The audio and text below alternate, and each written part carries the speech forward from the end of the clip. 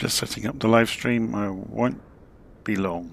Or that's the plan anyway. Just setting up a second screen so I can see any comments that come in while we are looking at this. Okay, I think we're just about there. So, rather than start with the standard external view, let's go to the drone camera and zoom it in slightly because it always starts off slightly panoramic.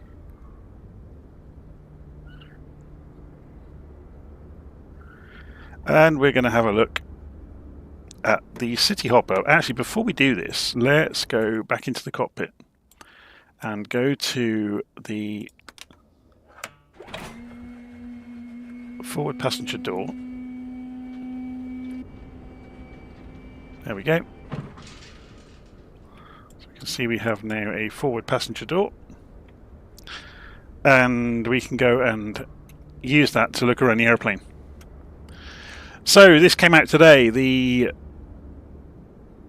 JustFlight Fokker F28 Fellowship, which obviously was previously available in 2020, but it's had a huge update. So we're going to go and try it out.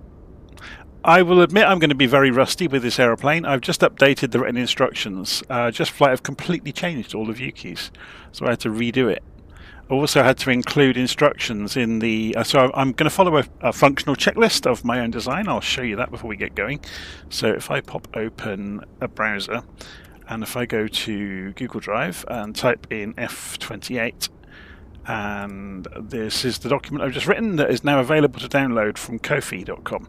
And there's a link in the video notes that you're watching right now to this document. So I've put in all of the camera controls. I've also said how to set up custom views, and I've said which ones you'll actually need for this aeroplane. So you're going to need something for the overhead panel and something for the central pedestal. And yeah, I've had to go down through. I've also included in the instructions to get the aeroplane up and running a guide to programming the flight management computer in it, which I never did in 2020, so I've gone the extra mile this time. And I'm going to walk through that with you anyway, so you'll see how to do all of that. Anyway, so I'm going to follow those instructions. If you want a copy of them, the link, as I said, is in the video notes. But okay, let's go and have a look around the aeroplane first. Just remind ourselves just how good this F28 is.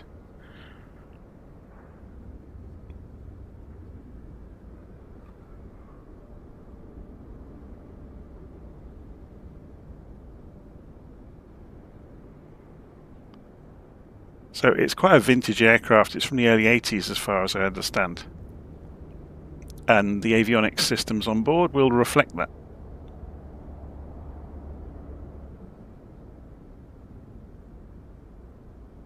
So I've put it in this nice KLM colour scheme.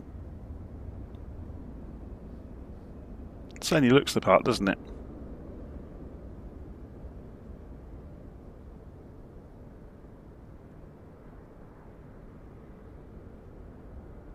So I'm getting questions in the live stream about computer specs and temperatures and things.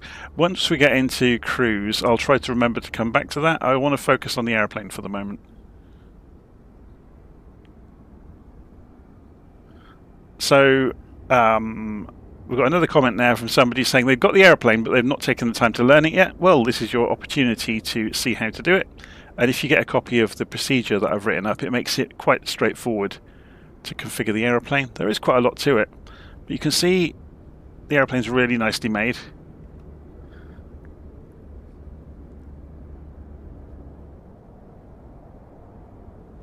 So if we come back the other way, no flat screens in this aeroplane, hey? They hadn't been invented for another 10 years probably at the point this was flying. And the cockpit is something else.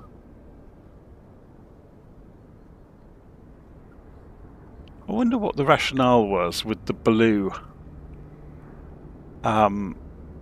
instead of, because sometimes you see kind of a dark brown or an orange colour for the sunshades, don't you? But this one has blue sunshades. There must be some science behind it, I imagine. But yeah, the cockpit in this thing is incredible. And it all works. Everything works. Oh my word, look, you can see the wiring. See, they had no reason to go and model all of that, but it's in there. With all the looms. So there's quite a lot of switches overhead as well, and again, everything works. So, getting the question in the live stream, are there any improvements from the 2020 version? I don't know yet. This is my first time looking at it as well. So, Voyage of Discovery for me as well. I haven't even read the documentation yet. So I just want to see if I can still operate it, if it still works the same, really to validate the functional procedure I've just written up. So all I've done so far is run through the procedure once, just to make sure it looks okay, but I've not actually taken off with it yet. So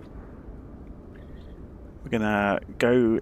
I'm just opening my procedure on another screen. You wouldn't believe how many screens it requires to do these live streams, so I can see what you're saying, so I can see my procedures, and also so I can see the aeroplane. So, Shift X puts us back inside the aeroplane. Let's go and close that passenger door. We could do the boarding here. Boarding is in progress. Boarding is complete. We haven't set how much fuel... we've got, so 0 fuel weight, total fuel weight, we've got 2,000. So I'm guessing, let's just find out actually, this will be interesting. Can we influence the fuel through here, or do we have to do it in the tablet? So if we go fuel, and say we went and put 80% in, if I do load, yeah, it changes the number here, live look, and that's put us over the top of the gross weight limit. So let's bring that down. Okay, so that's always interesting, isn't it, to see that sort of thing. So we can click on the passengers again there. So all of these icons, everything works in here. If you've never seen the JustFlight tablet before, it's quite good. You can have an operational flight plan from Simbrief if you wish. Should we go and do that just to prove it works? So if I go to simbrief.com and dispatch system, and I'm going to go and borrow the flight plan that I've already written in LittleNavMap. And I've also got it in Navigraph, but we're just going to double it up with, just so we can test out the functionality. So KLM 123, departing from EGFF, going to EHRD. And it's an F28, isn't it? Fokker F28. So is that way down here? What's the ICAO code? There we go. So that's the route that Simbrief wants to do. So they're the correct runways, but I'm going to have a slightly different routing. Slightly simpler routing. So analyze route, and it's valid. So I've just got a very simple one to make our programming of the computer easy. So generate...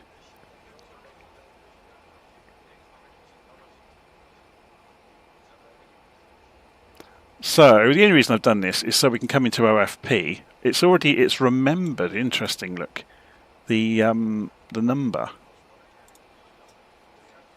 So it's got the route.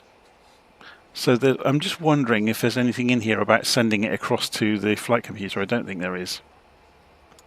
But the only thing we're really doing is going from one airport. We're going from EGFF via Daventry to EHRD.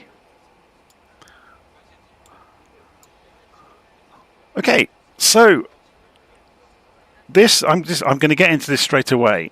JustFlight have not configured the views very well. So Shift and 1 gives you the flight management computer. Shift 2 shows you a corner of the co-pilot side of the cockpit. Shift 3 shows you the tablet. Shift 4 shows you the primary flight instruments. Shift 5 shows you the MCP or Master Control Panel for the autopilot. Shift 6 shows you the engine gauges. 7 is the co-pilot instruments. Shift 8 is the weather radar. Shift 9 is the front end of the pedestal. and Shift 0 is the rear end of the pedestal. So you could use them. But notice there was no overhead there, so I've configured Alt and 1 to look overhead.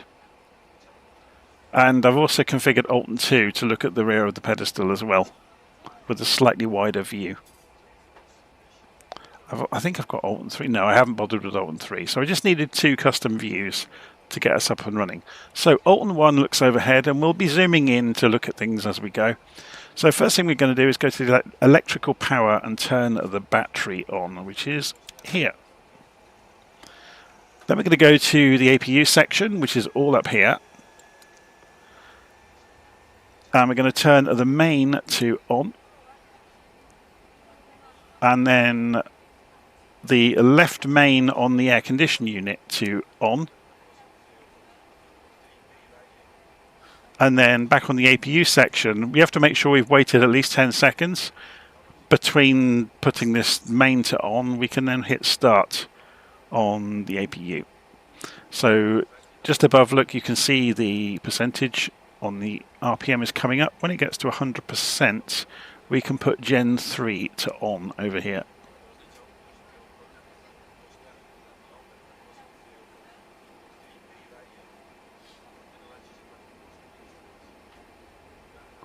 Okay, so Gen 3. The sounds are fantastic, aren't they? Shall I just make sure that you're hearing everything nice and loud? I'll turn the aeroplane up.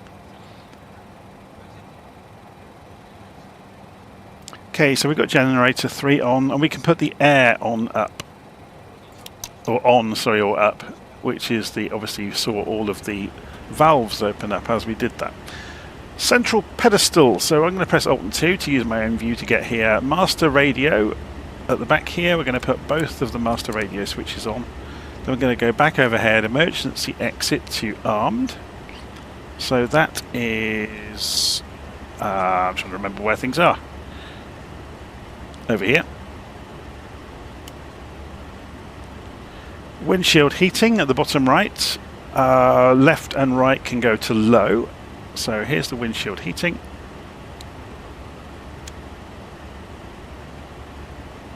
Cabin altitude, we are going to be flying at 25,000 feet today. So we rotate the bottom right knob looking at the window. It's like a bit like a Coleman window in a way, but we get that to the altitude we want to be at, and that kind of configures the internal pressurization system to obviously to get towards that while we're in flight. So on the eyebrow panel we're going to set no smoking, and the seatbelt signs can go on. Then we're going to press Shift and 5 to come down to the MCP, and we're going to go and turn the nav radios to DME, which means on basically. In then the flight director area in the center, we're going to set the mode to heading. We're going to set the heading as required for takeoff, so we're taking off runway, where are we? We're going to be taking off runway 30. So the actual direction of that is 297, but 30 is fine. So we'll go and, so we're going to turn this so we can see the heading knob here, and we can see the heading bug down there. And we're going to spin the heading bug round to 300 degrees or thereabouts. And then we're going to set the pitch command to 10 degrees. So this is just a visual indicator, it doesn't actually affect the aeroplane, but if you watch the yellow bars there for the flight director, you can offset them to give you a target to aim for. So I've moved it up to the 10 degree bar on the pitch ladder. So, and then the course section, we can go and set nav 1 and nav 2. If we're going to be using that, we're probably not going to actually, but we'll see. Although we did say we'd fly to it's going to be the Brecon VOR and then Daventry, isn't it? So we could set it, I guess, to this first leg out. And LittleNavMap's not being very helpful today. Look, on SIDS it doesn't give you the bearings. So 30 degrees magnetic or thereabouts. So we're going to set these to 30. Just to put it through its paces and see how it works.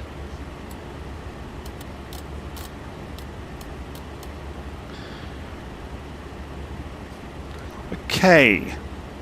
So, and we can obviously select nav 1 or nav 2 as required. So I've selected nav 1. But we may end up using GPS on the way. We'll see. I'll show you how that works in a moment. So back in the cockpit, we're going to press comma to calibrate the altimeter. We're going to uncage the standby attitude indicator. It wobbles around all over the place. And then we're going to select the altitude for our initial climb out. So you can see the altitude pre-selector is down here. It has bars across it until you change it. So we're going to say take it straight to 25,000 feet for our pretend flight today. So now we're down to the FMC, or Universal Computer, I guess. So if we go and press the power button, it will log in, and you can see it goes through an initialization sequence. I haven't got up-to-date Navigraph data in it. I think I'd have to go into Navigraph to do that. So it's going to say nav database expired, so we're just going to accept that.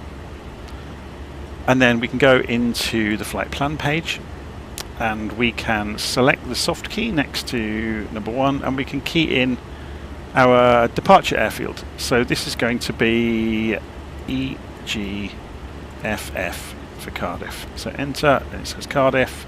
We can accept that. So then we're going to go via the Daventry VOR. So DTY. So DTY. Press enter. Daventry. Accept. And then we're going to carry on across to Rotterdam. So EHRD. Press enter. Rotterdam. Accept. Okay, so there's our basic routing, but we want to do a SID and a star as well. So we can go to the menu button, and this is where it gets a bit fun actually.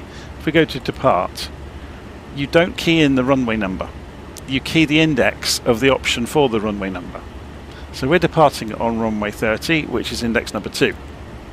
This is proper 1980s calculator programming, isn't it? We're going to be doing the BCN 1A, standard instrument departure, so we key number 1. And press enter. Then we can go back to the flight plan. There we can go to the menu button again and do arrive. We're going to be arriving at EHRD. We're coming in runway 06, so that's number 1. Press enter. We're going to be doing the, and let me get this right.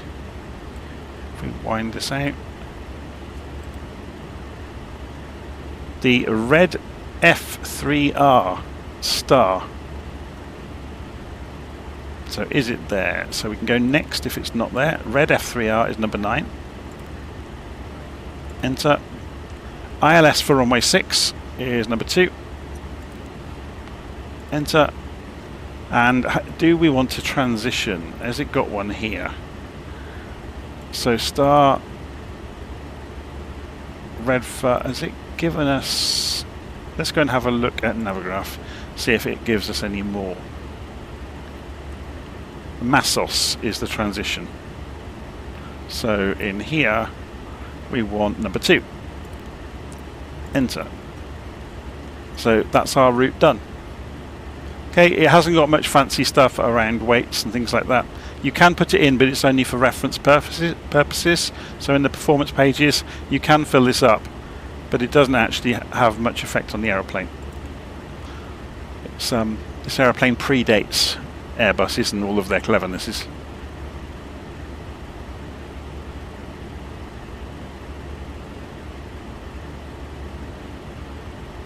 So Earl Grey is saying, I don't understand why with 2024 they changed all the key commands. Because they ran out of keys on the way they were doing it. They had to, really. There's a lot more functionality in 2024. An awful lot more. Also, they redid the way all the profiles work and made it massively better than it was previously. Okay, so we've programmed the route, we've done the departure and the arrival, so then we can go Alt and 2, which brings us to the pedestal, and we can go to the lights, which are up the far end. We want to go and put the nav lights to on, and the ATC transponder down here, we're going to go and turn it to standby.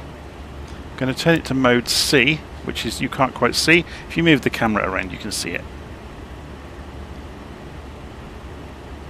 And then we're going to prepare for engine start. So we're going to come back over to the tablet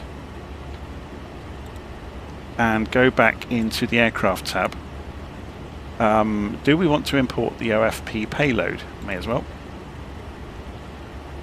We can say start refueling, and that will put the fuel in the aeroplane for us. Refueling is complete. And we can remove the chocks. The doors are already closed.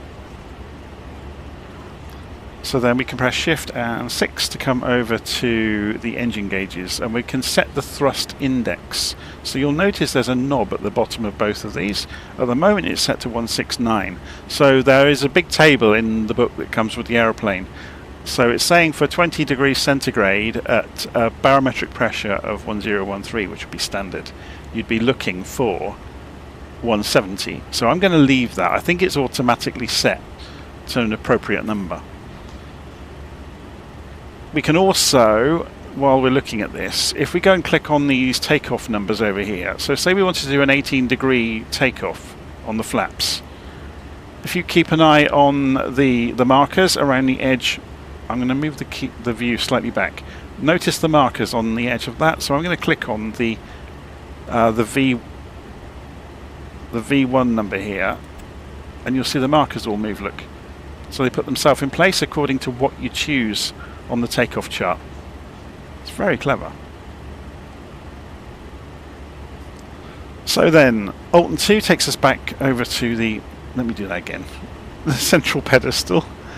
So we're going to remove the gust lock, which is the big blue lever on the left side. We're going to put the lights, anti-collision top and bottom to on. The central pedestal forward. Oh, have I not corrected? Oh no, here we go. Boost pumps left, boost pumps forward and aft to on or forwards. So those, and the right boost pumps. No, not that one. That one and that one.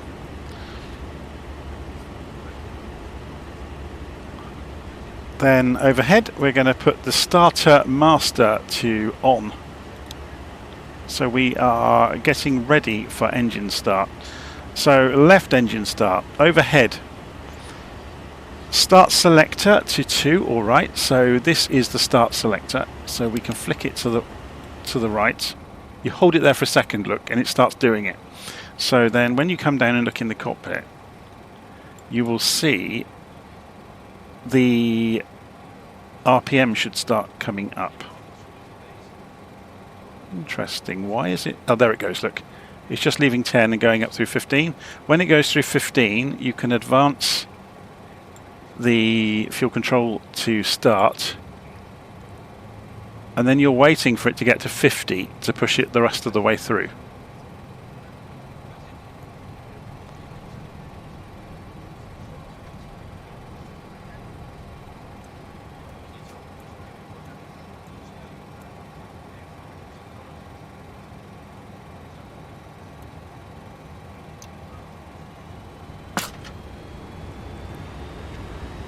So I can fix the fuel in the air, Marcus. I'm just looking at the I've cut lots of corners to do this. I just want to try things out, really. So yeah, we can see it's got to. You heard the clunk there of the relays kicking in of the bus transfer happening. So then once that's done that, if we look back overhead, we can go for engine number 1, and you can see the RPM coming up. Once it comes through 15%, we can advance the fuel valve lever for engine number 1 to start. and you can see the gas temperatures, turbine gas temperatures coming up. It's very good, isn't it?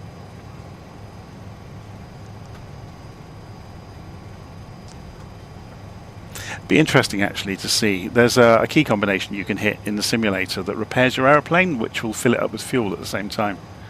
Be worth seeing if it's going to work with this aeroplane. So we're just coming up to 50%, and push the fuel valve lever all the way forwards.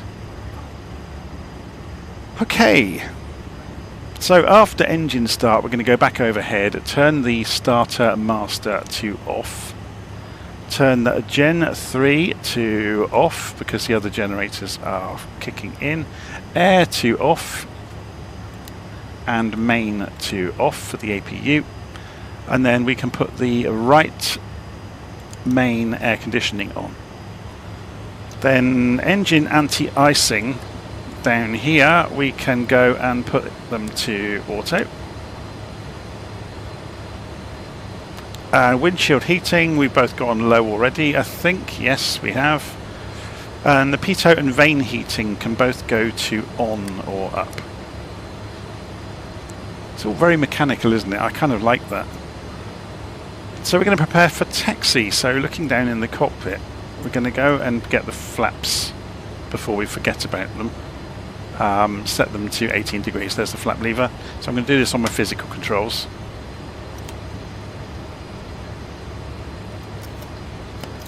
There we go.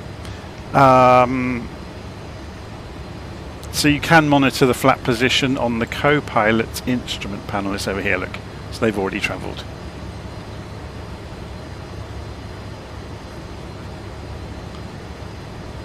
We can set trim as well. So you're usually looking for 5 units of nose up. And that's about where it is already, look. But you can move the trim.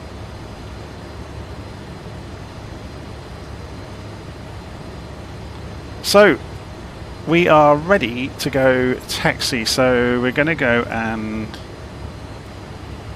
put the taxi light to on, which is over here. And I don't think we're going to need to push back. This has got a great turning circle. So I'm coming off the parking brake, and you can see we've got a slight amount of forward momentum already.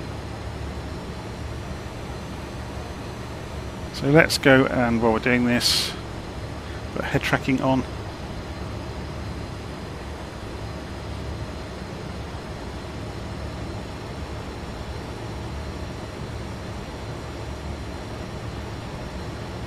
Yeah, we'll see how we get on with fuel. It's such a short flight anyway. With reserves, I imagine we should be fine. If not, we'll just climb to 20,000 feet instead.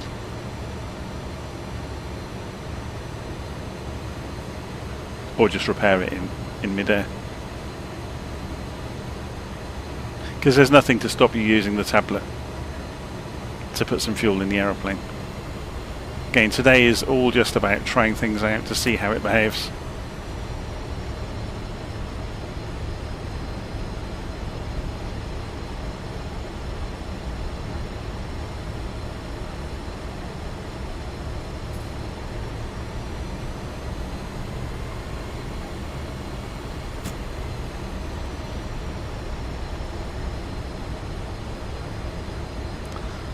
So we talked about whether we were going to use VOR or GPS navigation. So the button is here. It's on GPS at the moment, and you can switch it to nav, which means using nav radios.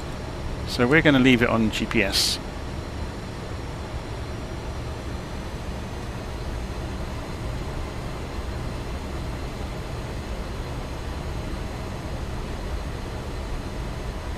So we'll go and get to the holding point for the runway.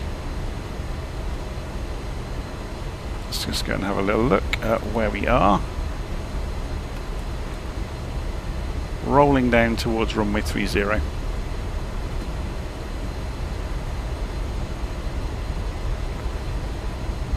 Aha, we have one of the JustFlight team. I better behave myself and try and fly it appropriately then. No, JustFlight are fantastic developers though, it has to be said. They are some of the best aircraft in the simulator.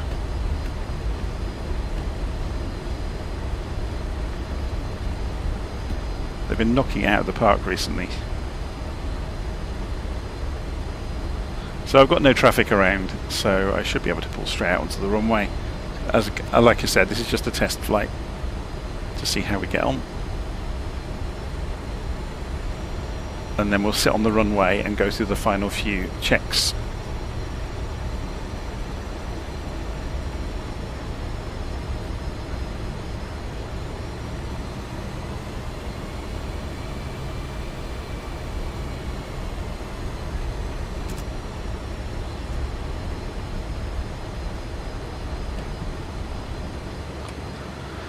I'm just going to turn head tracking off for a moment. So, shift and 7. Yeah, I've got the wrong key on my instructions there. So, Alt and 2 will give me that. I'm just going to change that. Bear with me while I fish a USB keyboard out from under my desk for the third screen on my desk. Alt plus 2. We're going to put the damping in for the autopilot. We're going to go and put transponder to on now. Even though we're not using ATC, it's just good practice to remember to do some of these things. We're going to go and put the landing lights on. There's 2 banks of switches for the landing lights. So you've got the master switches, and then you've got the extending them. And we're going to go and put the strobes on as well. Okay, then back further up the cockpit, we're going to go and put the weather radar on, so you just press WX on that. And you can obviously set the range as required. But we'll just leave it as is, it's a clear day anyway. Okay, so we are pretty much ready to go. So, here goes nothing. Let's see what I've forgotten. Come off the parking brake, let's just make sure we did set 300 degrees earlier, didn't we, on the heading bug? So if we did choose to come onto the autopilot, to turn the autopilot on, we'll get this seat out of the way before it happens. We'll come down here and flick the autopilot on. Okay, here we go. Cam crew, please take your seats for takeoff. Power set.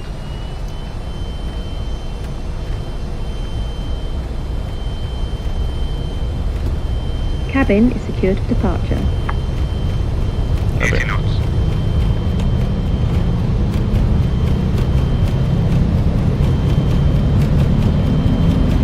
Rotate.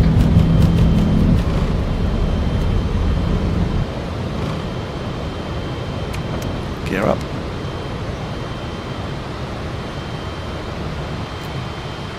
Feeding the flaps up already. So, let's try this out, shall we? So, autopilot on.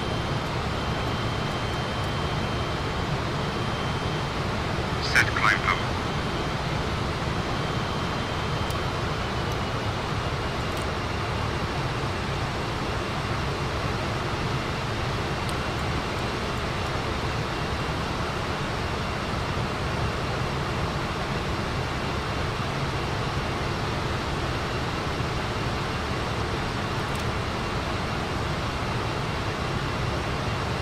So that's indicated airspeed mode. I'm trying to remember how this all works. So let's have a look at the flight plan, see what it's doing.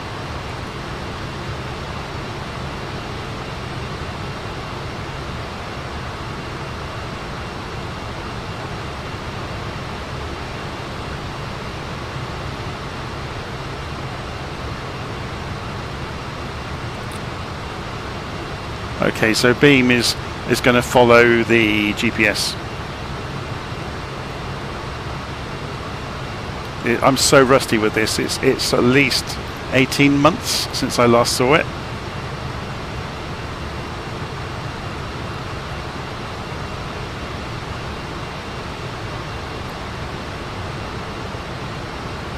So having taken off, we can now keep an eye on the altitude. We're about to come up through the transition altitude, which would be 6,000.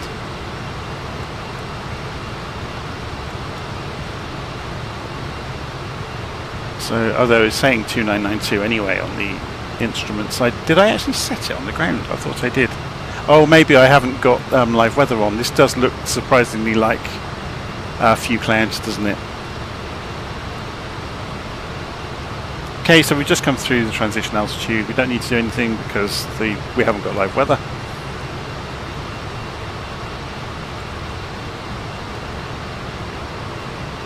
Let's have a look at this on the map, see how it's doing. And it's just making the next turn.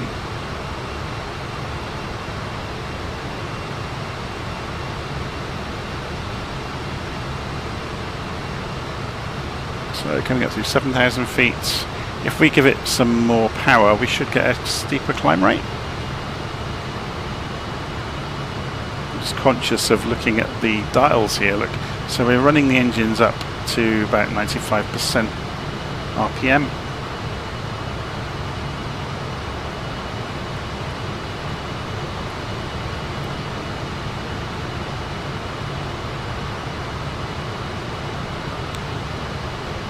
So yeah, Martin from JustFlight, if I could get my 2 pennies in on this one, it would be really good if there was an overhead view on the default views. There isn't one.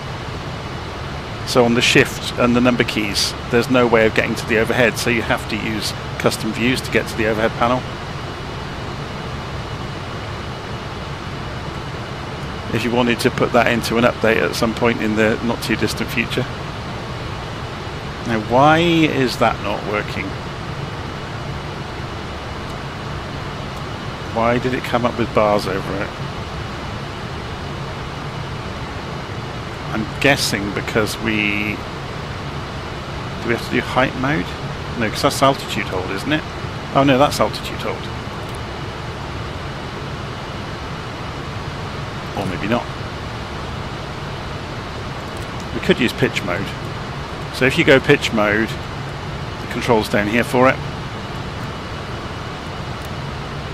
So you can see the indicator there. The vertical speed is responding to that.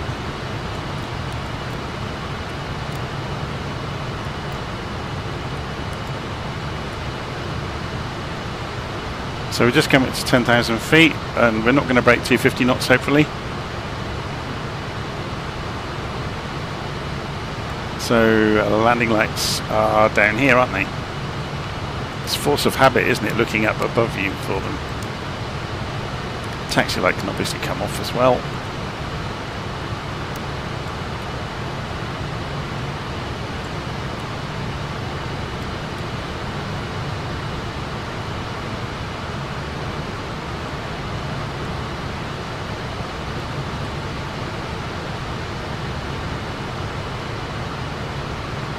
So I'm not paying too much attention to the constraints on the flight plan. We're just trying the aeroplane out, really. Should we do some VOR navigation once we make the next turn? So Daventry 11640. So let's go 11640. And I'm guessing this is going to reflect the mode we're in, isn't it? Oh, thus the GPS has just gone over to the next waypoint. So yeah, so this is reflecting GPS until we switch it here. So what we'll do is get the heading bug ready to hold us at the correct direction. And we'll pass ourselves into heading mode. I need to have a look at this to see why it's not tracking the altitude pre-selector.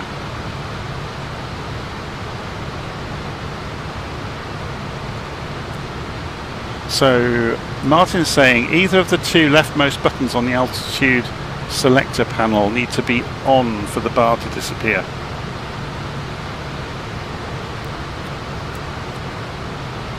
Oh, I see. Okay, I need to add that to my checklist.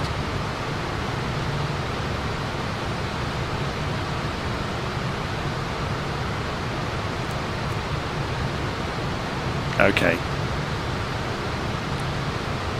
So we were going to go to heading mode, and then we were going to have a play with switching this back over to radio navigation. and that gives us then the ability to set a course, which obviously needs to be. Well, that's interesting. Okay. So then obviously you can use beam mode to track the, or maybe you can't.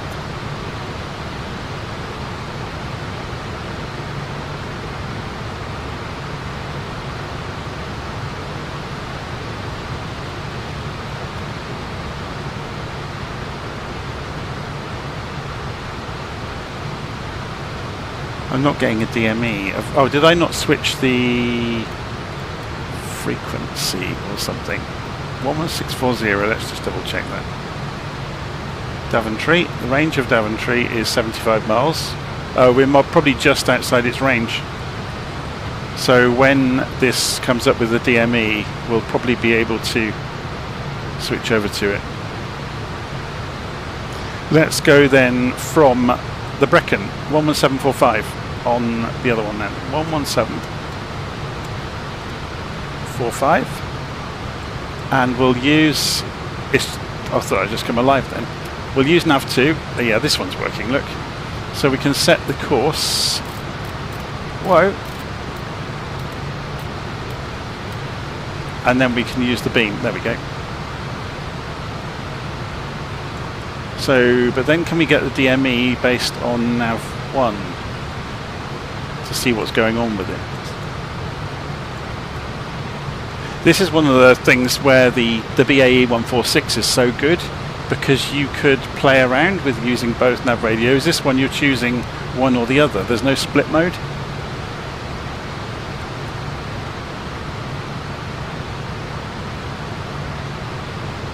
Does the HSI on the co-pilot side use...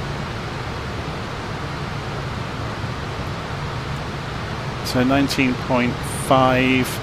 No, it's using nav1 as well.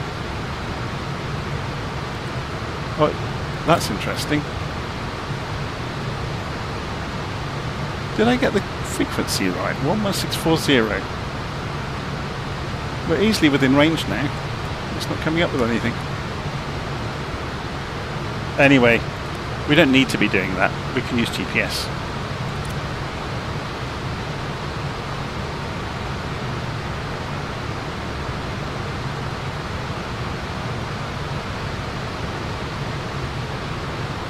It's very good, isn't it? So many toys to play with.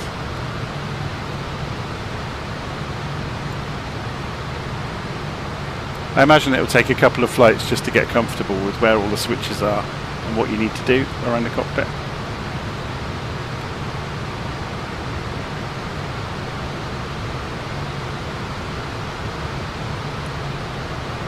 I've noticed there's a bug in Sim Update 1 where it is carrying a flight number from the configuration, a tail number from the configuration of the simulator that I didn't set.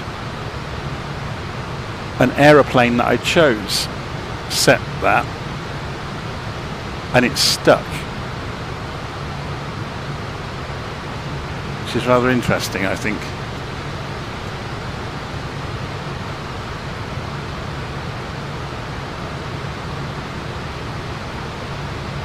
So Marcus is on about the temperature control to the left of the throttles. Yeah, I haven't got to it.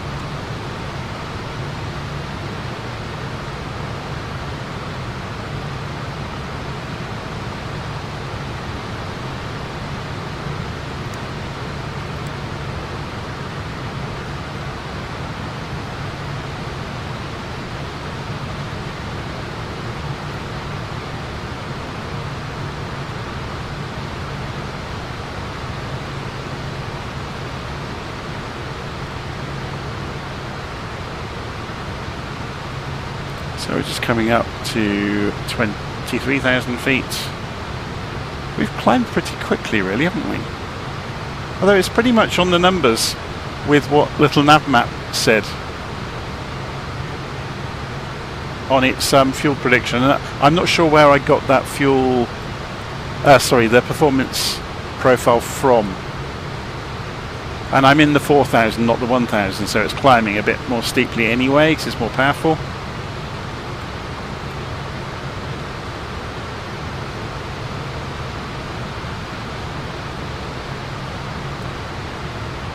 Interesting.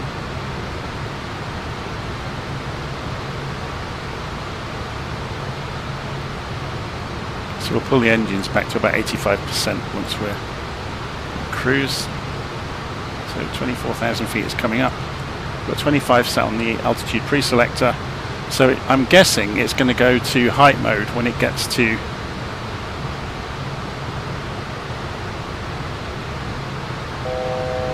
so there's the klaxon for 900 feet away from the target.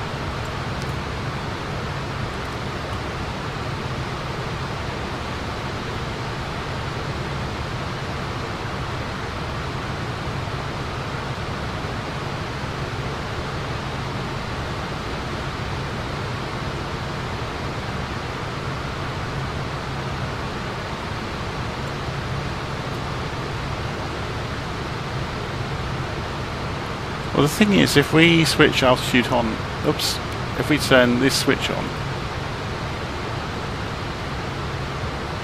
so does that have to be on for the altitude hold to operate?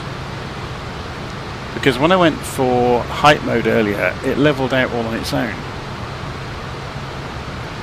We're about to find out, so we're only at 150 feet away from the target, so watch the lights. It's in pitch mode.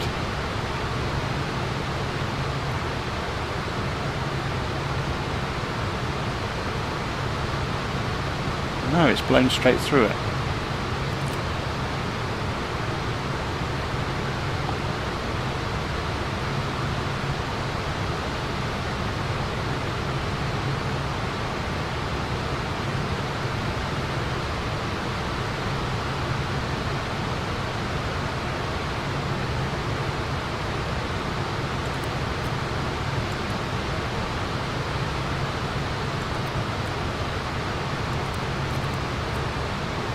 I need to read the book. It's the basics behind that to understand how it interacts with the different switches. I need to go read the book. This is very much a seat of the pants flight at the moment. There's lots to learn. I love that we have a flight computer now, though.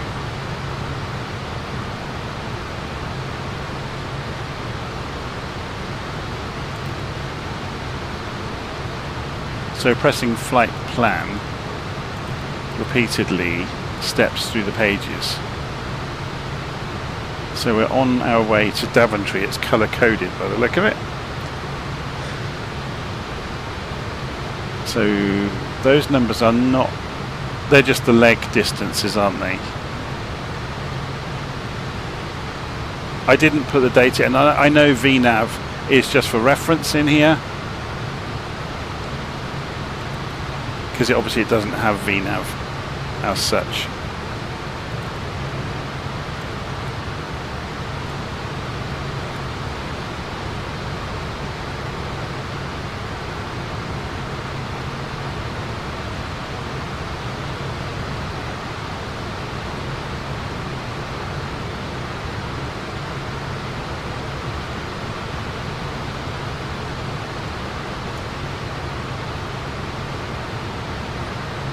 So yeah, we've got a vertical speed controller here as well. So if we do this, oh, this is lovely.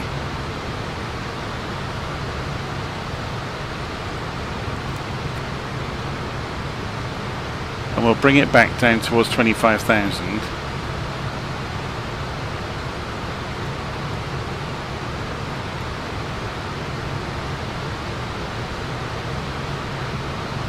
And it's gone to height mode, yeah, I understand that now. So you have to arm the auto on for it to capture.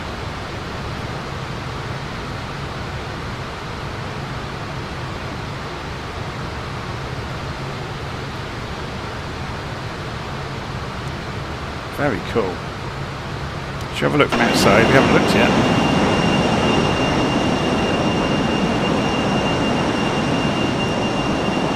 It does look incredible, doesn't it?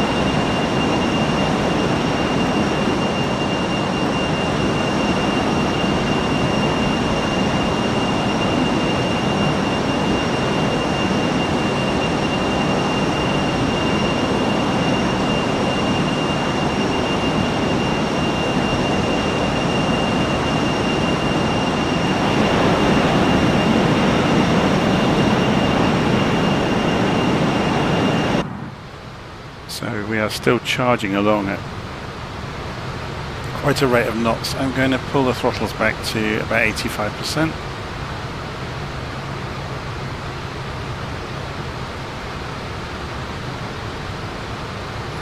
So we got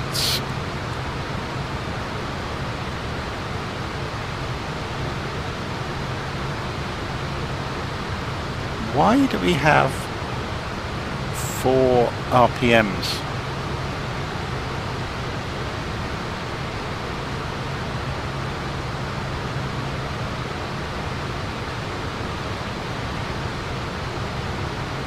Interesting. So you said about no pilots in the external view. I wouldn't be surprised if there's an option for that. I've not looked at any of this yet. So it integrates with GSX. It has state saving if you want it. We can turn things like the hush kit. What's a hush kit? And 8 HF aerials you can have rendered. There's obviously shortcut states for getting the airplane ready. There's a pushback control, which is really good. You can do the announcements.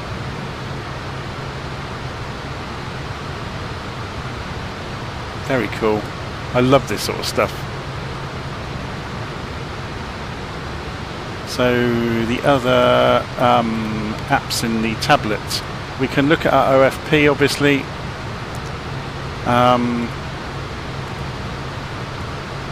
can drag through it. This, okay, here's something for Martin if he really wants me to start being a so-and-so about this.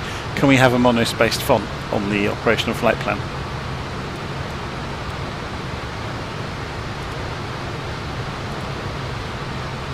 What mapping system are they using then? Oh, it's glitching.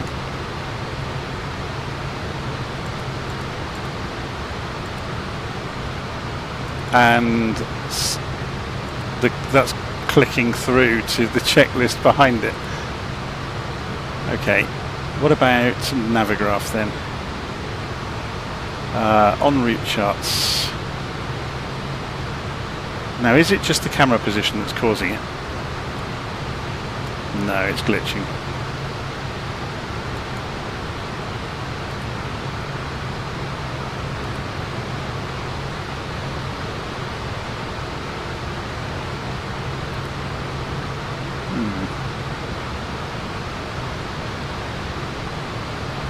Obviously the airport charts, I'm guessing, will be okay. So is this using the normal keyboard? EHRD. Rotterdam. So we're doing the ILS approach into 06 a bit in a few minutes. That all works fine. It was just the moving map wasn't working then. It's the top of descent calculator. Settings for the tablet itself. It's very cool, isn't it?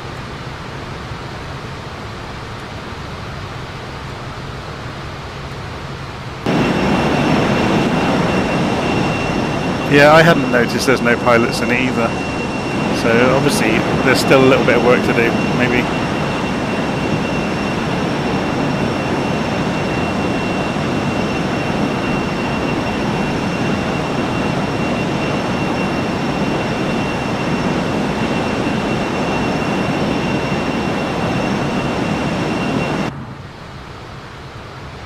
So we're doing about 230 knots.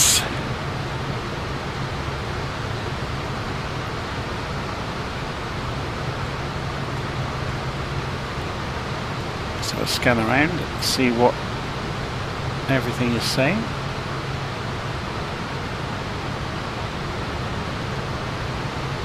So, do these animate then?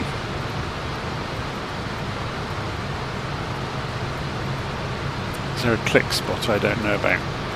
You can obviously do something with them. Ah, there we go. So that allows it to be dragged around the rail. I'm presuming you click that again to put it back away. Okay. And is that the same on that side? Yeah.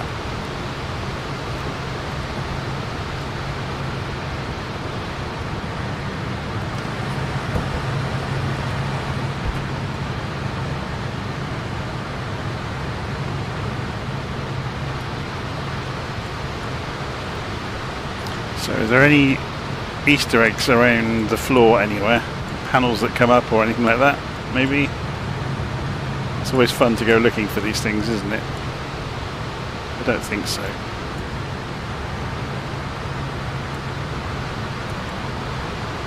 Sometimes you get like the emergency gear release.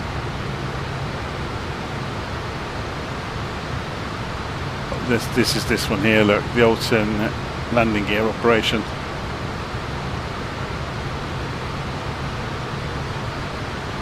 It looks like they've implemented it as well. Very cool. What about the seat controls? Have they gone over the top? No. I've seen one or two aeroplanes where they've allowed the seat to be moved around. I know it's insanity to do it, but the developers must have had a bored afternoon or something when they did it.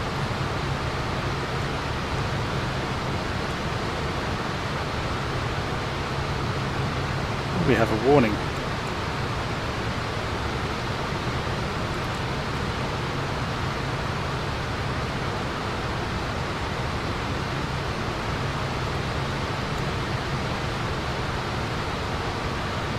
See, this is where getting to know the aeroplane well would help. The usual advice is, because obviously this not being a glass cockpit aeroplane, it's not going to tell you what's gone wrong, but the warning light had come on. And where I've not been paying attention, I can't see what might have caused that. And it's so far, you know, it may have been so long ago while we were messing around with the aeroplane. It's difficult to know. But that's where the real skill of flying the old planes comes in, of diagnosing what's going on.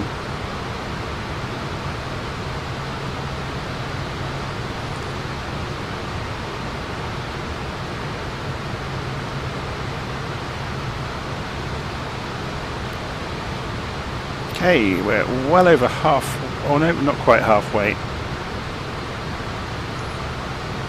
So let's go and acquaint ourselves with the approach, or arrival, sorry, into Rotterdam. So coming into Redfell, we have to be... I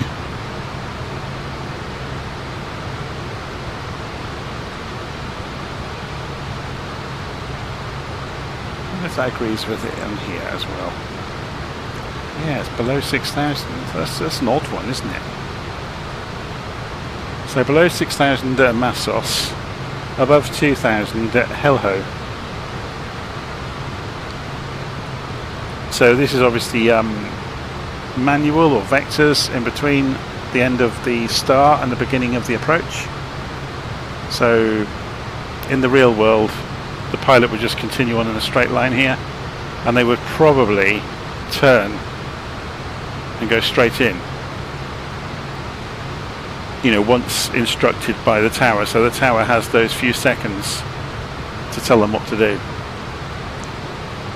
Or they may have told them during this leg, obviously, to just extend until they intercept.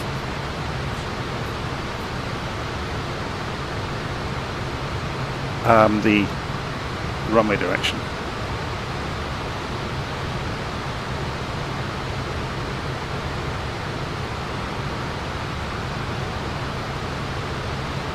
Very good.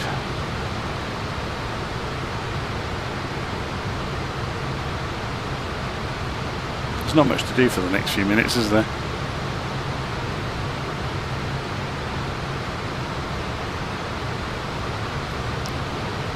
So while this is happening, I'm going to go and update the procedure that I've made available for people to download to include the arming of the altitude pre-selector.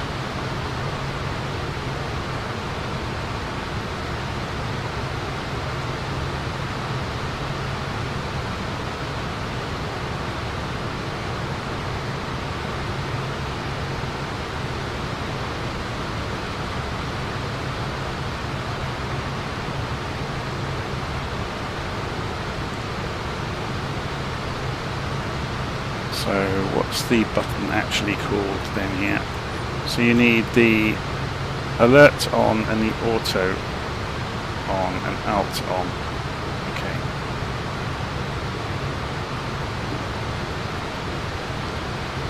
Now because the use case for it differs for different things, I'm just going to say enable the altitude pre-selector buttons as required.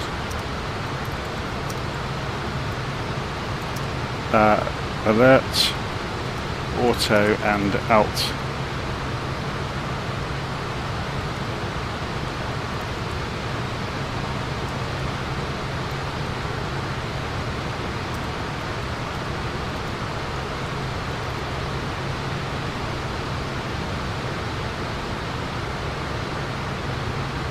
So I wonder if you can pre-select vertical speed then, before you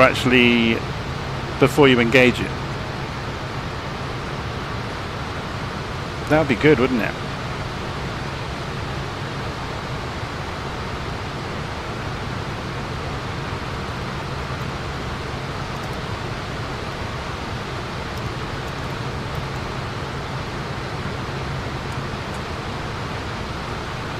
Okay. I will update that document a little bit later on, once we finish this flight.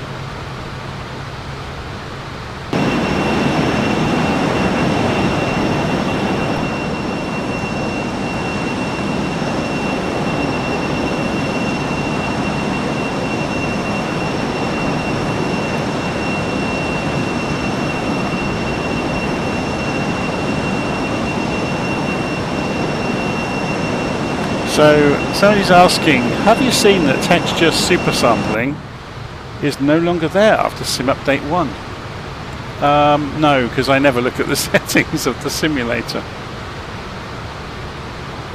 So Paradisc is saying, what's the verdict, Jonathan? Do you like this plane? I think this plane's fantastic. I think everybody knows that I like steam gauge planes with lots of buttons and switches and knobs and levers and things to play with. Especially when everything works, and everything works as it should, or in a logical manner. I absolutely love planes like this. It's huge kudos to JustFlight. It really is a bit of a monster.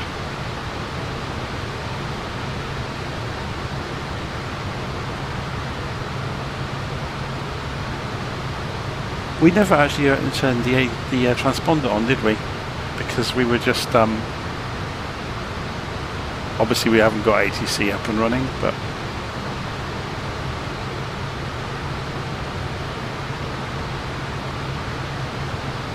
so we need to get TTC. I hadn't got that in my checklist either. I'm going to go and update that as well.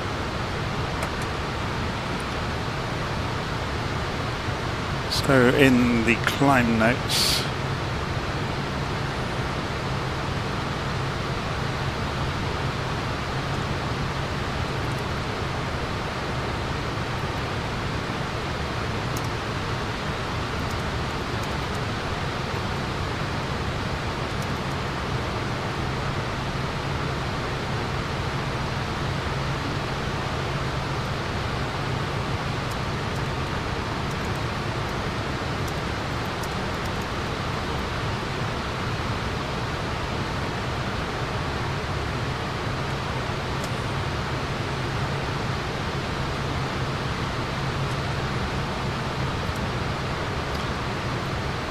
put the head tracking on. Yeah, there's a bit of a bug here, isn't there, with the charts.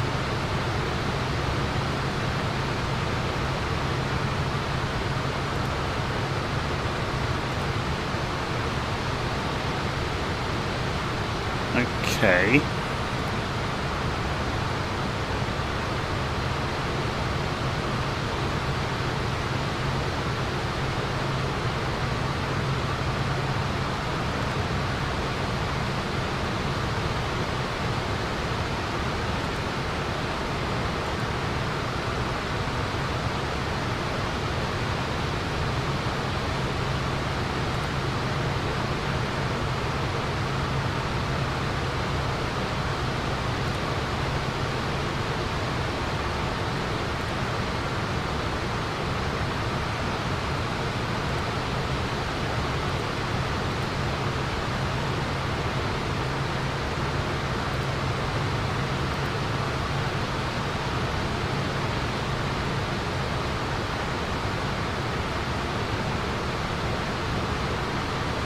So we'll look on our map, see where we are.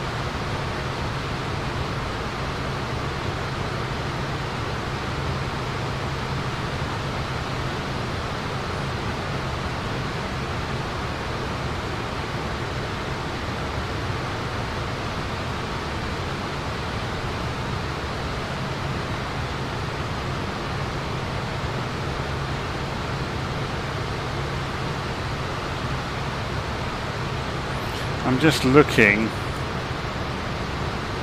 because yeah, we were playing games with Simbrief and we've got the more powerful model of the aeroplane, but I'm not sure what the reserves were on the Simbrief flight plan, but it may be more than enough for us to get there. Should we go and have a look?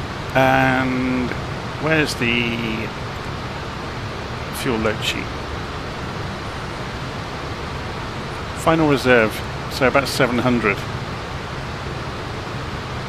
Okay, we'll see.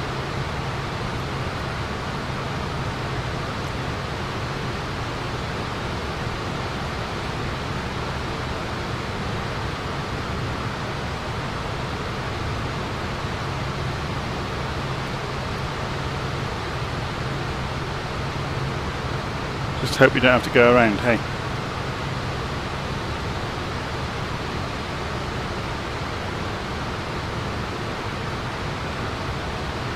Have I tried the free version of the Fokker 27 from Flight Sim? No.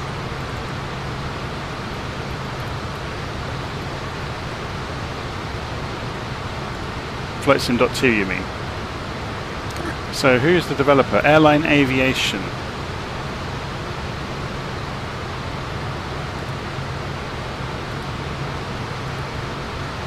Oh my word. Well, there's a video for me to make later in the week.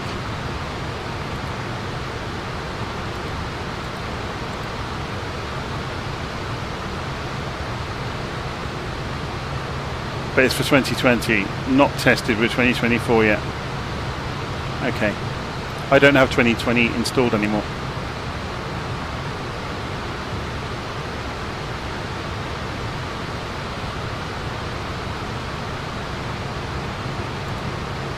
Interesting.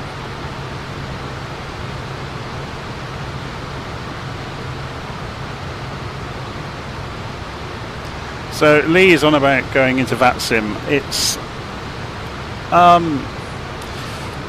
everybody will give you different advice about ramping up towards going onto VATSIM. I know lots of people are intimidated by it.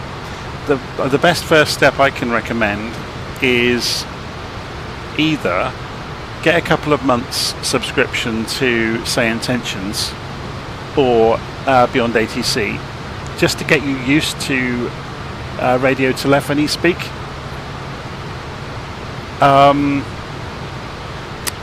There's a group that I often talk about on when I'm doing live streams that I have been a member of for a few years. I don't fly with them much anymore because I just don't have the time.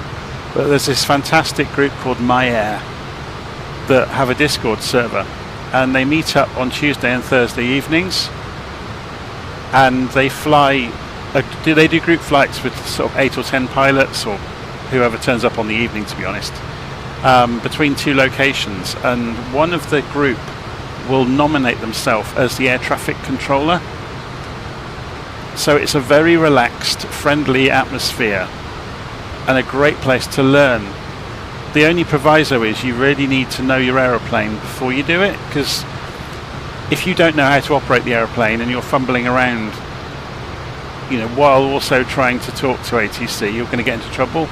So the prerequisite, if you like, is to be able to operate an aeroplane on autopilot confidently. And I mean big jets, by the way. MyAir fly the big jets, so it's like 737s, A320s, sometimes the bigger jets. The flights are usually 2 hours, or you know, the session usually lasts for 2 hours, but the flight might be an hour and a half.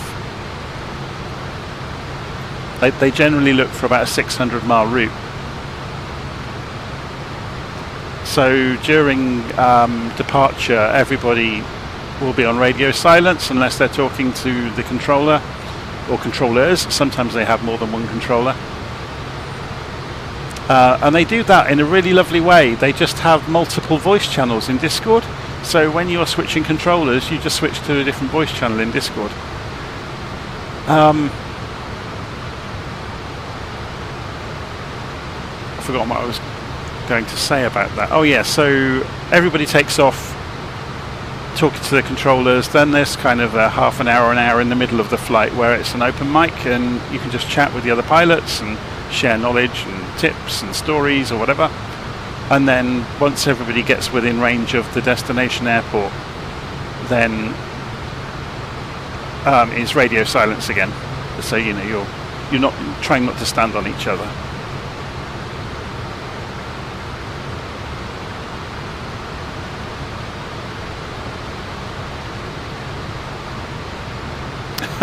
Marcus has been doing the maths for me to find out if I'm going to plummet from the sky at some point. Let's go and see where we are in terms of... Yeah, I'm going to begin the descent slightly early. So we need to be below 6,000 feet at Massos, don't we? So let's go and set this and have a play with the descent rate then. So we want to come down to 6,000. Now, in the real thing, you would have to start playing games in your head. So if we turn this on, we'll go to pitch mode.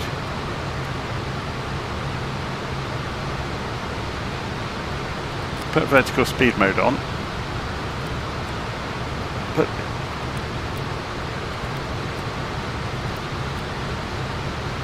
Interesting, I'm just trying these buttons out to see how quickly they react. So put vertical speed mode on, auto on, so it will trip back to altitude hold. So I've said go for 1,000 feet a minute. So watch the speed creep up.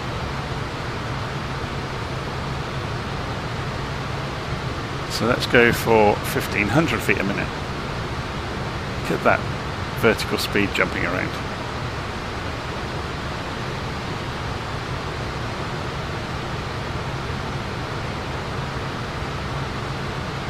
It'd be interesting to see how this interacts with if you start using the pitch controller. So notice the pitch light went out when we selected vertical speed. So yeah, selecting it again, look, it's gone back to pitch hold. That's interesting. So let's go and have a look.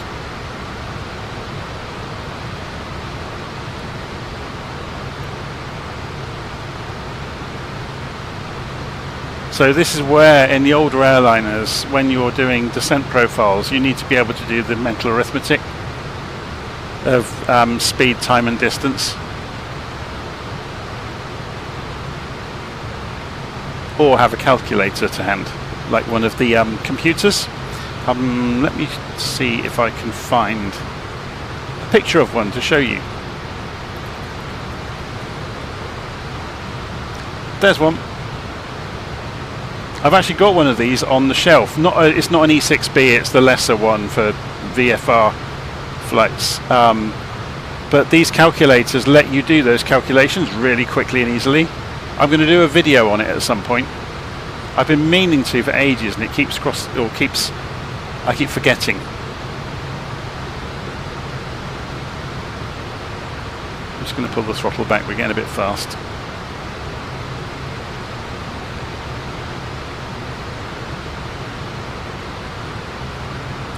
But yeah, all I'm saying is these analog calculators, it's like a slide rule for aviation calculations. They are fantastic. So you can dial in, you know, speed, distance, and rates and things, and it will work it out for you really quickly. The trick is knowing how to use the damn thing.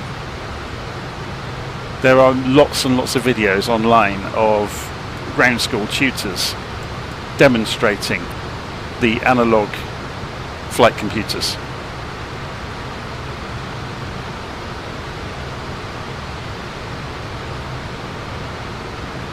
But yeah, anybody that's watching this tonight, if you ever had a hankering to go and do a group flight with a great group of people who do the big jets, and they fly from, you know, between two locations. They do it twice a week, almost like clockwork. Go and search for the My Air Discord server. I think I might even have a bit.ly link for it.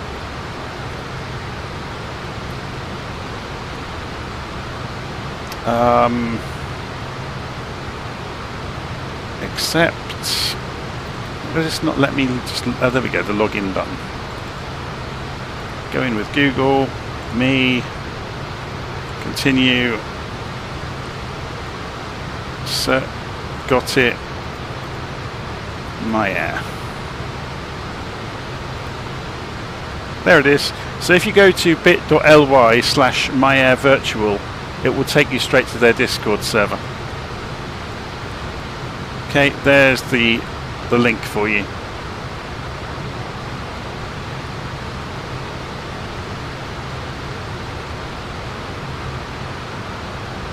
And then just post in their general channel saying you're new and you'd love to join in and take part.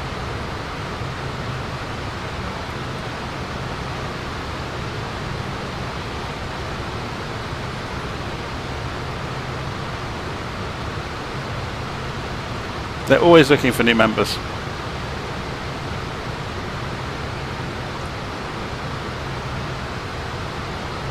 My Air is why I got into flight simulation. It's their fault, along with my dad. My dad has been flying with them for years and years.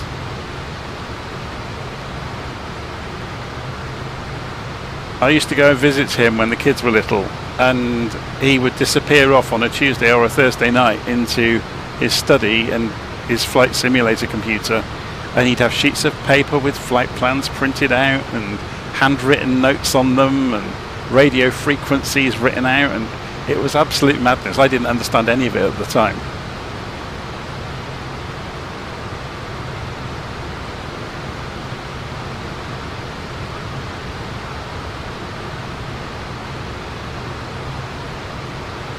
Yeah, you can get these slide rules from places like Poolies as well. You can probably get them from anywhere, to be honest. Poolies are fantastic, by the way. Online site where you can go and get all kinds of real-world aviation kit.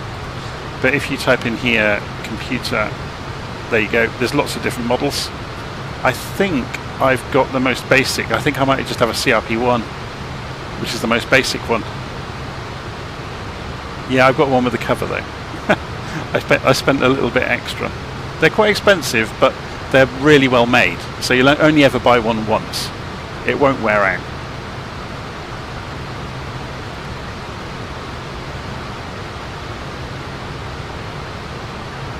Yeah, so Lee knows about. Lee has just turned up in the live stream chat. Yeah, My Air are a fantastic on-ramp to learn radio telephony. And then you'll get rid of your nerves about it, and you'll be set then to go off to go and join in with things like VATSIM or IVAO or any of the other big networks. Okay, we're coming down. We need to be down to 6,000 feet. We're at 16. Let's go and increase this descent rate a bit. I'm a little bit worried we're not coming down fast enough.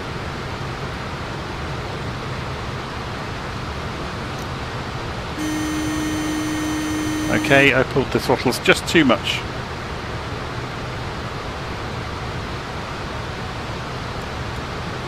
So you get a klaxon in this plane as well then.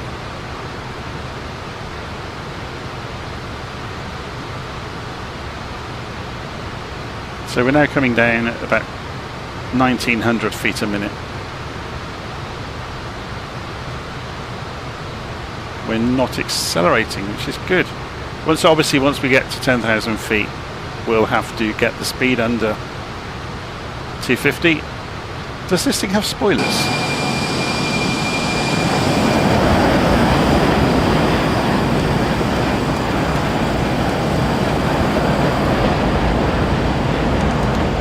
Ah, it does. So if we wanted to, we could come down a lot more steeply.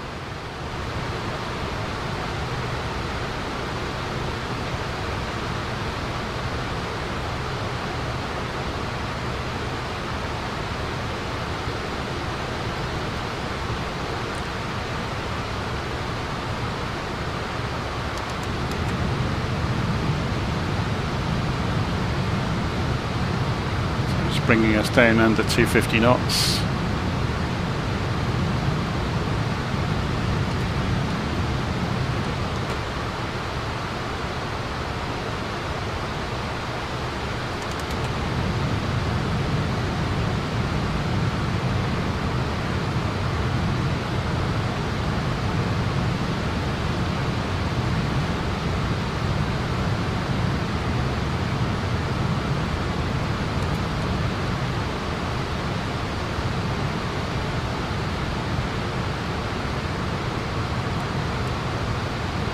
So we'll need to get the nav1 frequency ready with the ILS, which is 109.1, and it'll be 56 degrees on the course, because we'll be switching over when we get near the runway. So 56 degrees, we'll do it on both, just for being complete about it.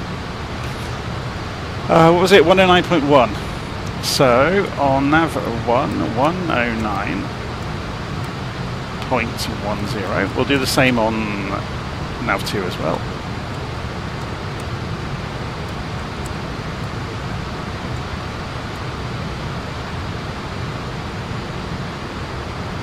So at 250 knots, just coming through 10,000 feet. So landing lights come on at 10,000.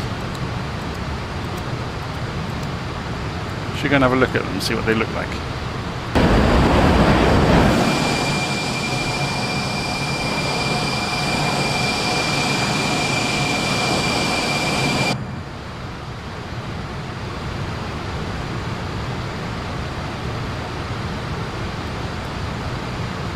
So there's the 6.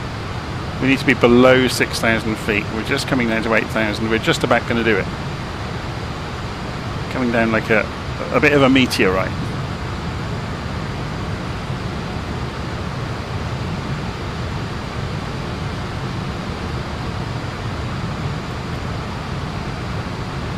And then above 2,000 on the final run-in. So we'll aim for... we'll go and lower this down to 2,500 feet. The target.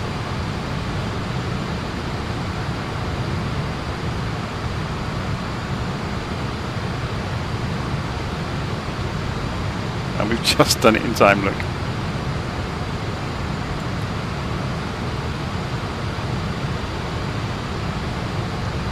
Four miles to run until the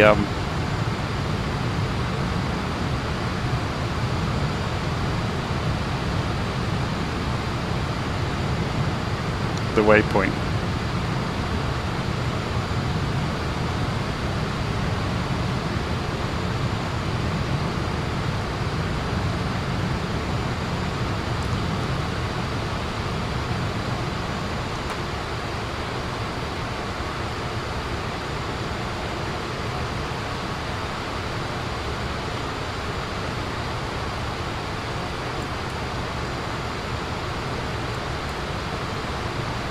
So yeah, so full disclosure, Lee is one of the My Air gang that's just appeared in the comments. So if you've got any questions about them, he's also an ex-GA pilot himself, and he used to work in the aviation industry.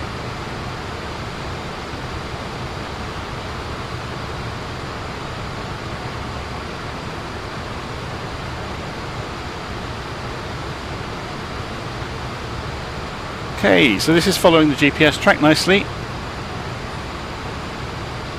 We've got 11 miles to run until Hell-Ho, apparently. So is that reflected on the flight computer down here?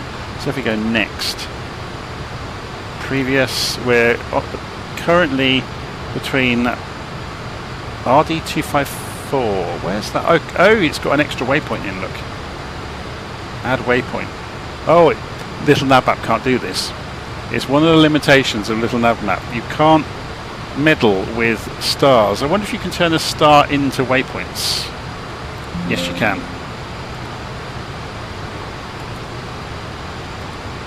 There you go. So that's what it's actually doing. And then it's going to Hell-Ho. So it's got an extra point, which wasn't in the star, which is a bit odd.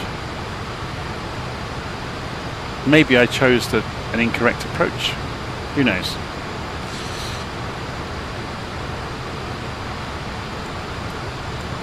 So how are we doing for speed? We're a bit fast.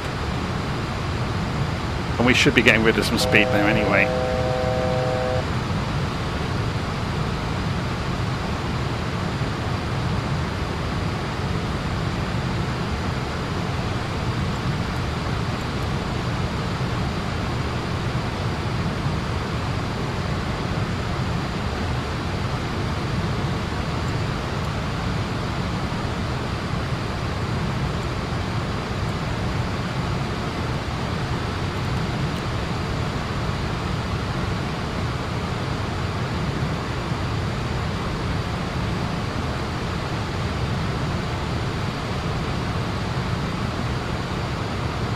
So, when we turn, yeah, the autopilot's going to turn us right again in a moment. So we're down to 200 knots. And we're approaching 2,500 feet.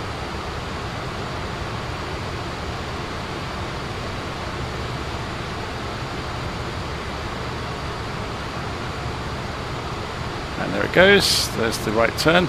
So this will put us onto an intercept angle with the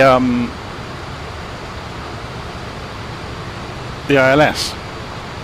So what I'm going to do is set the heading bug and go to heading mode, and then I'm going to switch over to VOR navigation, and then I can change the course round. Oh, it's already on 56, isn't it? That was the right. Was that the correct angle? Yeah, 56 degrees.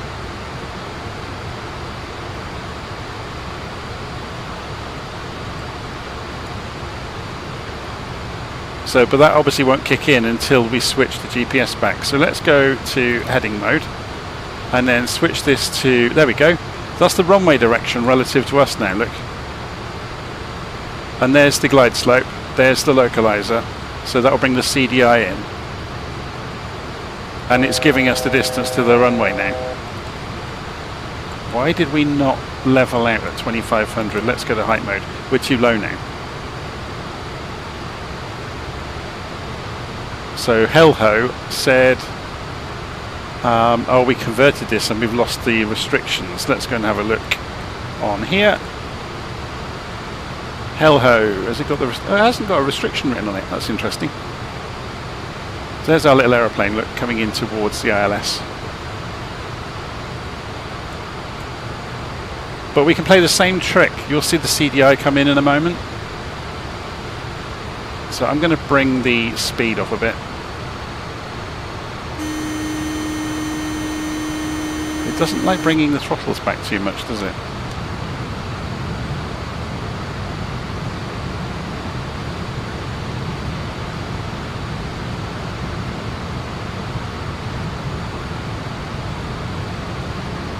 So we're waiting to see the glide slope. We're 12 miles out now. The glide slope will start to move.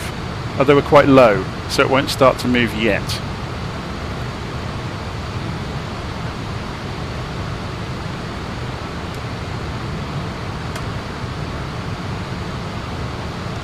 Just looking to see if the flap levers are working correctly. They haven't started moving, have they? There we go. Any movement yet on the CDI? No. 11 miles.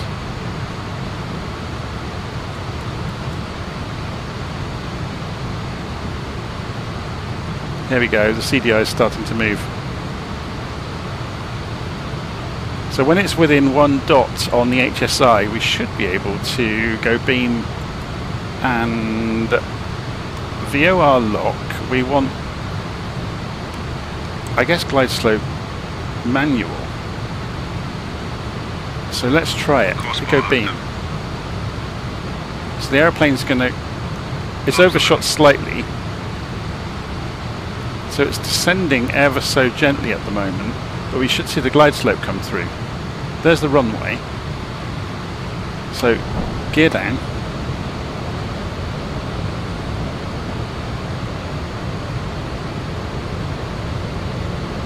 I mean, obviously we can fly it in by hand.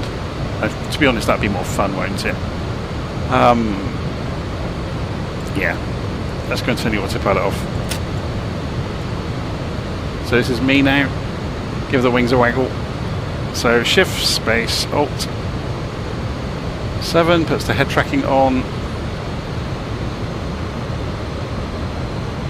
So we're going to be bleeding some speed off, keeping an eye on, there's the centre line, there's the glide slope. So we're a little bit below the glide slope still, so we'll fly level into it. Flaps 25.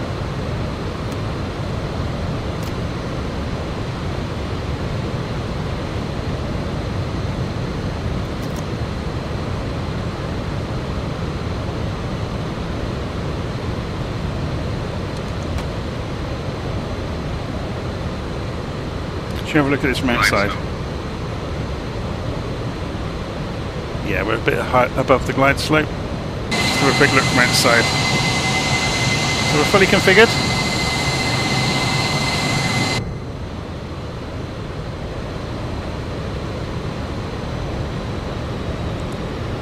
Let's just get rid of some of this excess altitude.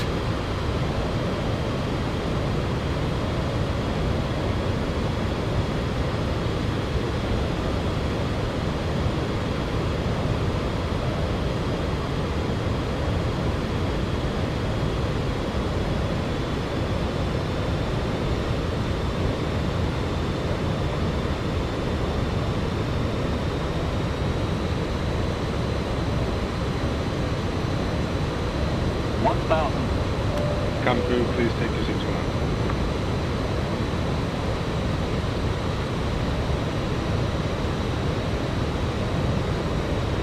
So just keeping half an eye on the glide Here's slope, your arrival. half an eye on the speed.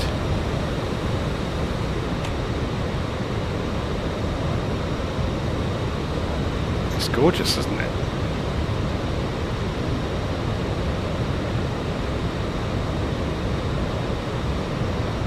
I much prefer landing planes myself.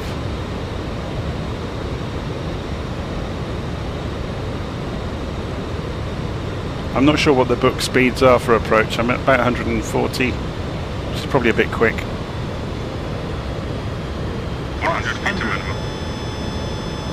That's the inner marker light, or inner marker radio beacon coming off. Minimums.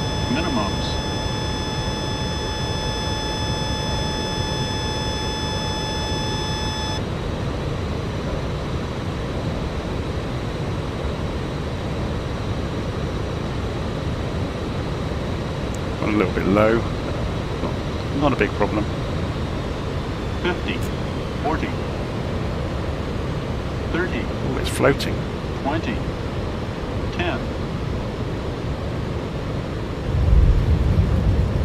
That wasn't the smoothest landing ever, but considering I was feeling my way, not too bad at all.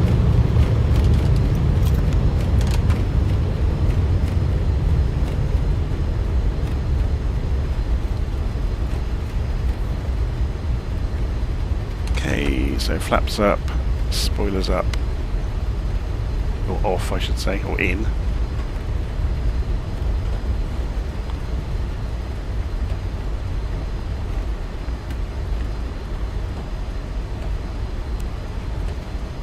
So it was a bit floaty, but that was probably because I had that excess bit of speed.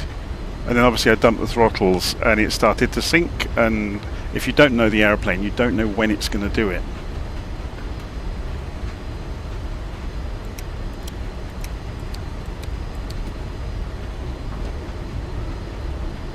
Oh, they got Muzak in the back of the plane. I forgot this plane did that.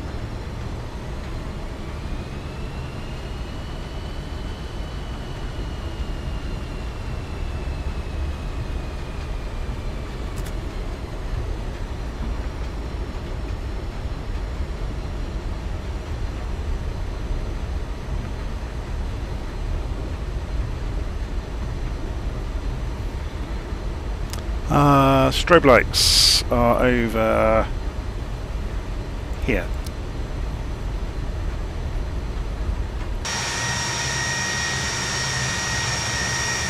And it can be reused, which is always a plus.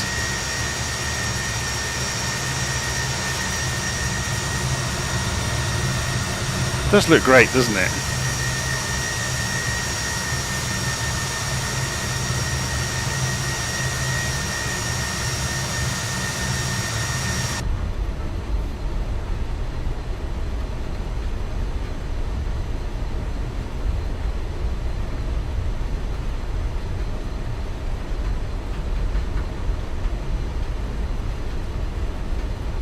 Ah, yes, Marcus has made a really good comment there. There's a lift dump button. I'll look it up in a moment. But yeah, it makes the aeroplane fall. So when it got a bit floaty, just over the piano keys, you can cause that to not happen by using the lift dump. And it will just, yeah, do what it says on the tin.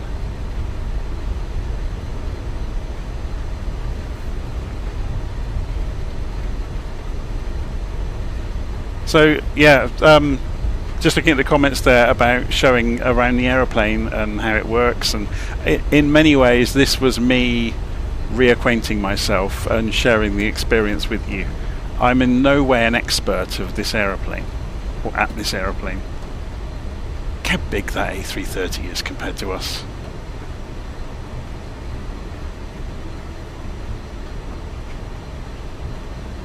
It's huge. Should we go and park taxi past behind it? We'll just look like a tiny little thing next to it, won't we?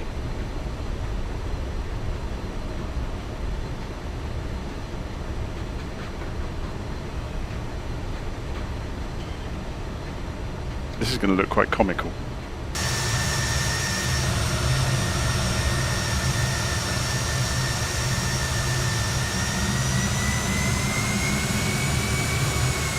We'll park next door to it, shall we?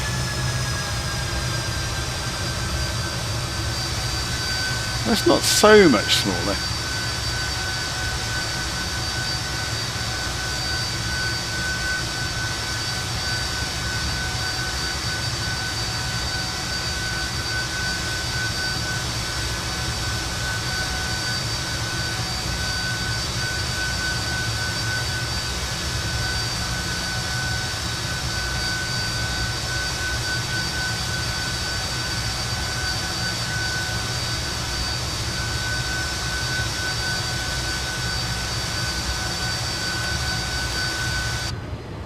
Okay, so I don't know the correct procedure for turning the engines off, or at least I can't remember it. I imagine you just... Now, if we just pull them, can we get external power before we do it? So, if we go to the aircraft tab and go for chocks and ground power, let's have a look outside. Did we actually get that? Yep, there's the ground power. And we got the chocks, which includes the cones. How much fuel did we have in the end, by the way? Oh, we had loads. Yeah, so overhead we can get external power on, which has done the bus transfer, and then we should just be able to shut the engines. Cabin crew, doors to manual and cross-check. And then you can play games with all this stuff in here. Look, we can release the crew. I don't think you can do it just yet. There's various other things you have to do. So if we do the forward passenger door. Trying to get the view here so you can see it.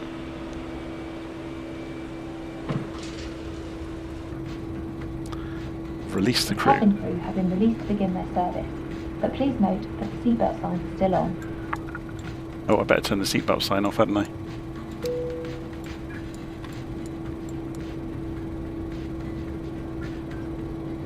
Cabin crew, doors to manual and cross-check.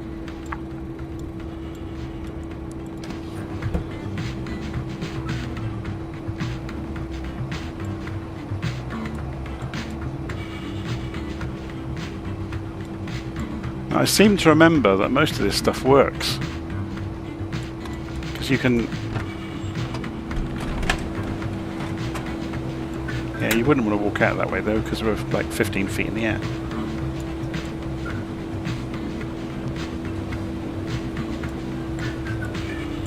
It's very cool, isn't it?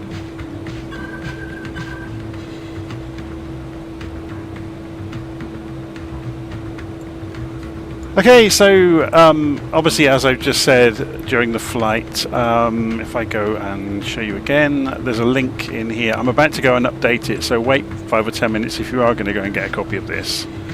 But when I set the aeroplane up, I ran through this checklist, and it told me where to go, what to click, all the way down the road.